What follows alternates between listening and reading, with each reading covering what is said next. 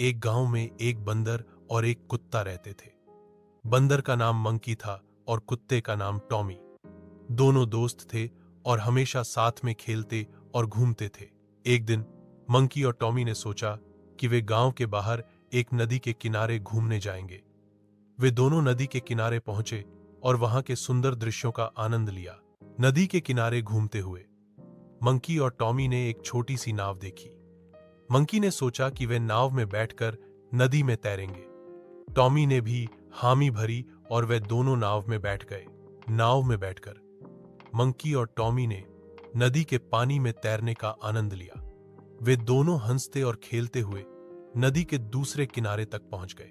दूसरे किनारे पर पहुंचकर मंकी और टॉमी ने एक सुंदर बाग देखा। बाग में तरह तरह के फल और फूल लगे हुए थे।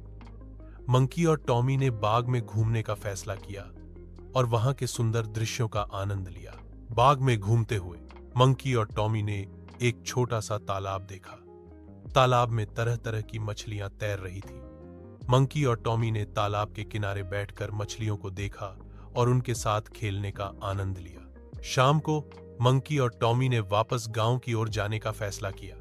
वे दोनों नाव में बैठकर नदी के दूसरे किनारे से वापस आ गए और गांव में पहुंचकर अपने घरों में चले गए।